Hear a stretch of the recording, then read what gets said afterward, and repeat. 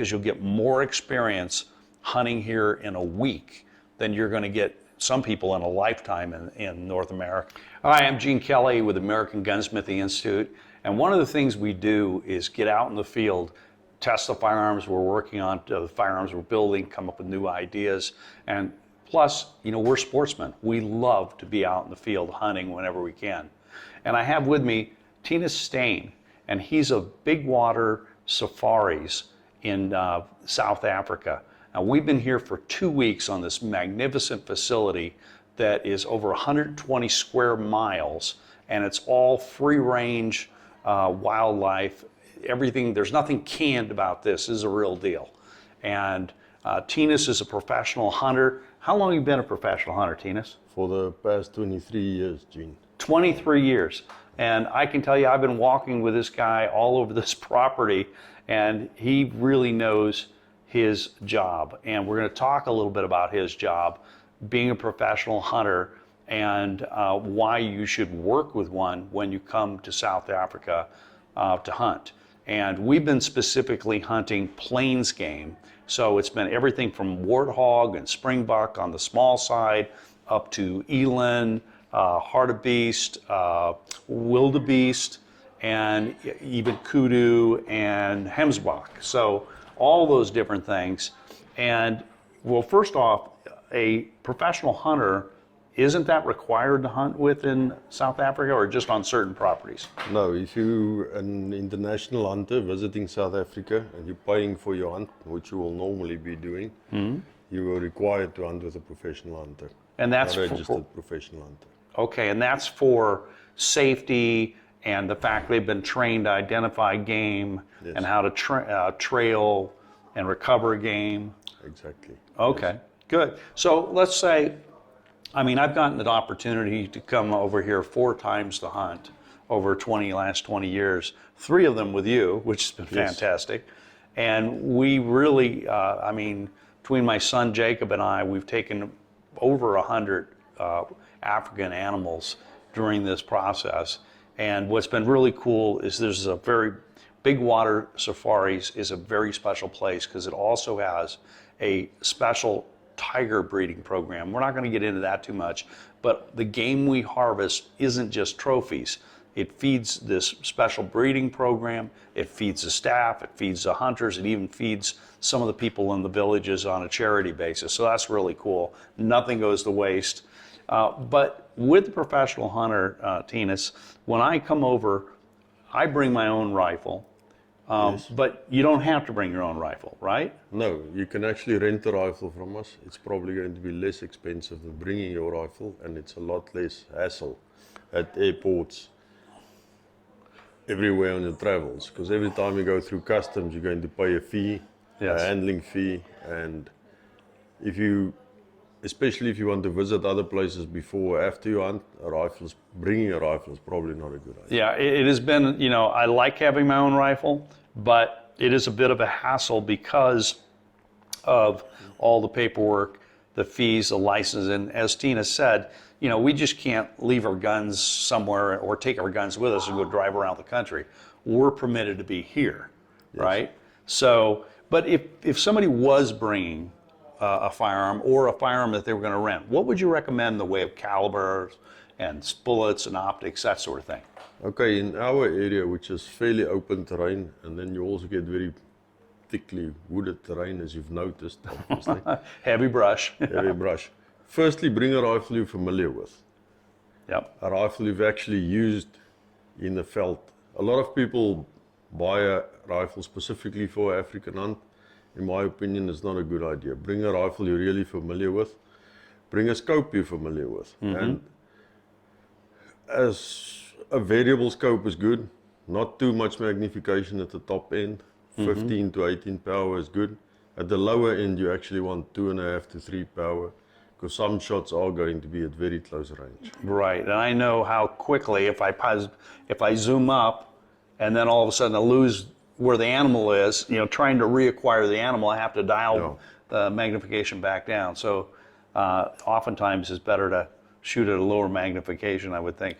Yes, that is one of the biggest problems we have as professional hunters, convincing hunters to use lower power.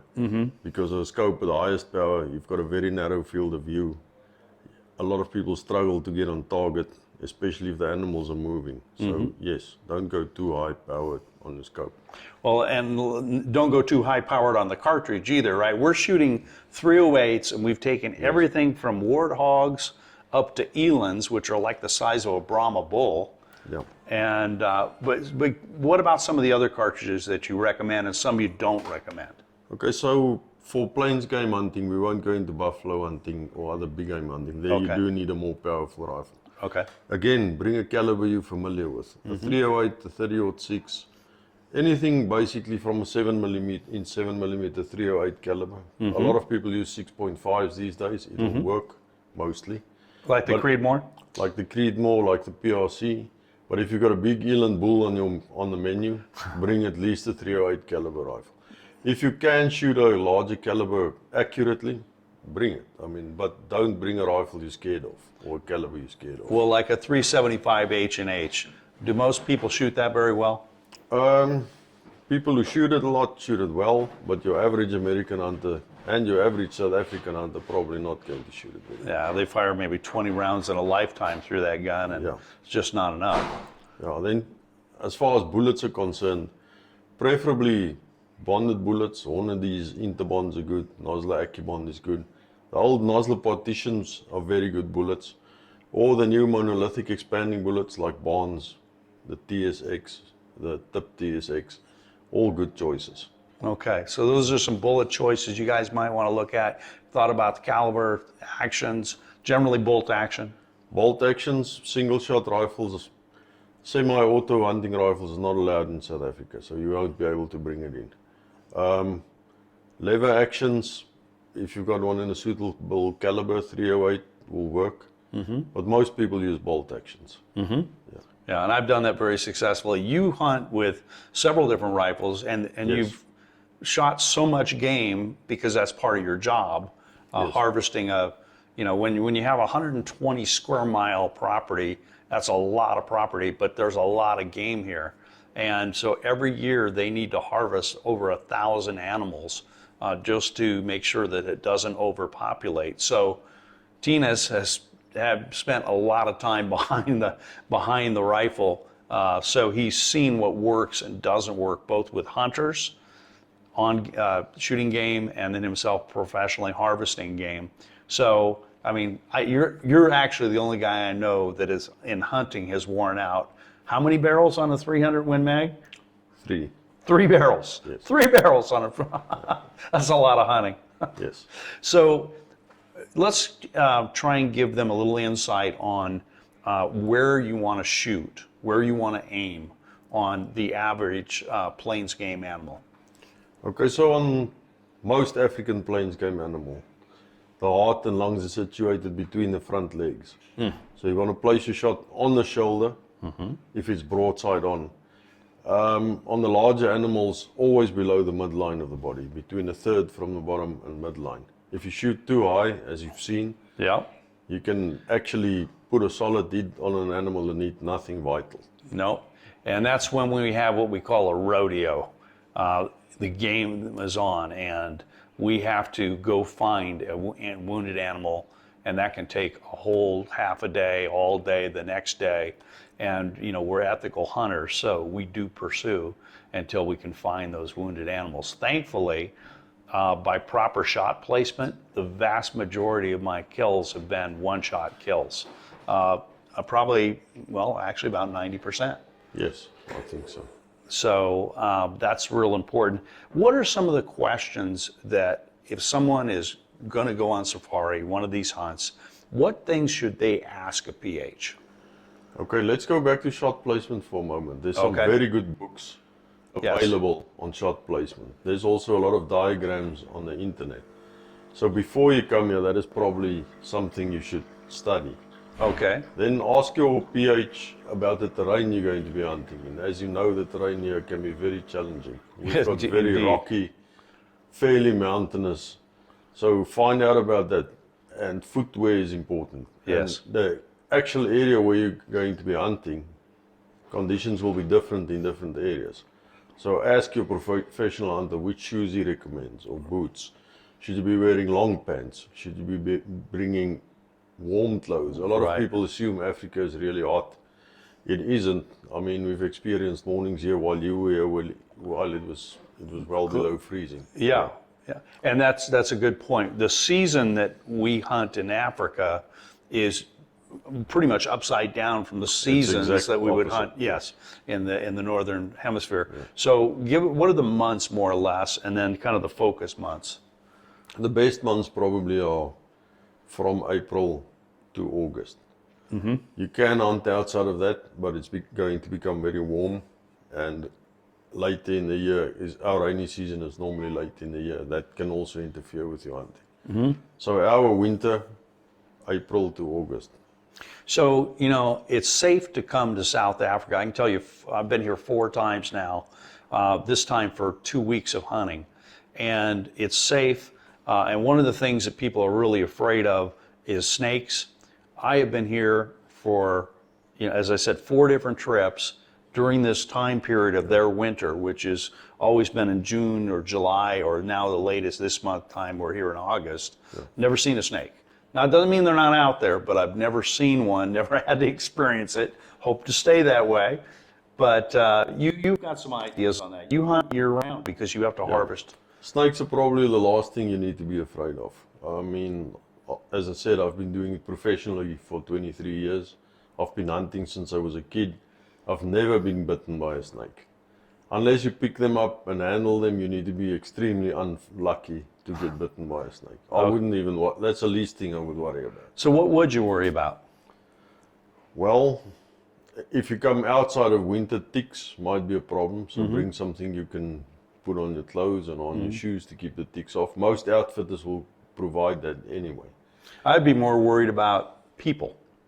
And when I mean people, I mean people that don't handle firearms correctly. Yes. And why don't you talk about firearm safety and what we do? Okay, so once again, speak to your PH about it. Firearms, unless you're actually hunting, will always be unloaded. Mm-hmm. When you're not physically using it, in Africa it'll normally be locked up in a gun safe. That is required by law. Mm-hmm. When out hunting, it depends on which PH you're hunting. Normally you'll be carrying a rifle with a loaded magazine and an empty chamber. Mm-hmm. And on your final approach, last stalk, your PH will ask you or tell you to chamber around, put the safety on. Always point your rifle in a safe direction. And one of the easiest ways to do that is to actually sling your rifle, because then it's pointing up. And your PH doesn't need to look over his shoulder the whole time and stare down a rifle barrel. Well, we've known that, been out in the field so much that we are safety conscious, but we're always checking, and we get in and out of the truck. So the way we hunt is it's driving to some of the areas, and then we walk and then spot and then stalk in to try and get close enough for a good, clean shot. But that firearm safety is, absolutely required, and a consciousness. You can get excited in the moment, and you need to always know the condition of your firearm. And as Tina said, to make sure that it's unloaded, or at least in the chamber, until you're ready to shoot, or your PH instructs you otherwise. And because I know there's a lot of guys that'll drive around the U.S. and they can have a loaded magazine, but they should know that they don't have a round in the chamber, and that's only on private land hunting situations. So, but firearm safety is one of the things that would worry me the most. And probably the second thing is falling and breaking my noggin. Yeah, that can happen. There's not much you can do about that except not to fall. Not to fall. That goes back to good footwear and paying attention to what you're doing. So we've taken a break from our hunting just here. We're having lunch at the lodge, and I just wanted to get some words of wisdom from Thinus for you guys, because many of you dream of being able to do something like this, and I can tell you it's really worthwhile, because you'll get more experience hunting here in a week than you're going to get some people in a lifetime in North America. So, tell them a little bit about Big Waters and then maybe the website and how else they can contact you. Okay, so Big Waters, as Gene said, 33,000 hectares, which is about 80,000 acres. No cross fencing. We've got about 15 species of huntable animals, I think, and a lot more other animals. To get to our website, just Google Big Water Safaris. There's only one of them. Yep. And all of our contact information is on that webpage. And you've also got a Facebook page, so you can see a lot of hunters. We've got a Facebook page, Big Water Safaris, and also Instagram, Big Water Safaris. Okay. And you're going to occasionally get to the U.S. to some of the shows? Yes, we do a show in North Carolina, Raleigh, North Carolina. It's called the Dixie Deer Classic. We've been doing it for 7 odd years. And it's normally, not normally, it's always the first weekend in March. Okay. So if anyone is in that area, it's a good place to see us. Well, good to have you come by and see Thinus, or get on Big Water's website and find out if this opportunity is right for you. There are other places that you can hunt in South Africa and other countries in Africa. You know, do your homework, check it out, talk to the folks. The honest ones are going to tell you what you need to know straight up. And I can tell you these guys are honest. Out here in the field, I literally trust them with my life. And, you know, we could talk on a lot more, but we want to get back out hunting. So, yes. Thinus, thank you so much. Thank you, Gene.